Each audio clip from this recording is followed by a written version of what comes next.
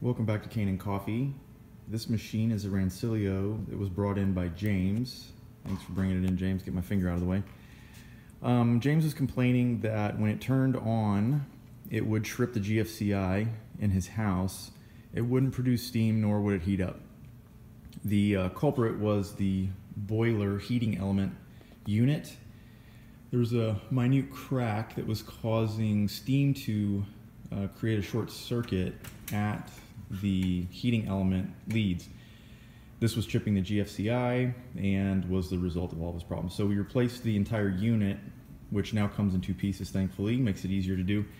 And we're going to test it, and I'm going to show you that it works, but I'm also going to show you that this is, it's set up for pods, and we don't have, we can't draw an actual shot from it because of that. So here it is working now. As you can see, it's nice and hot.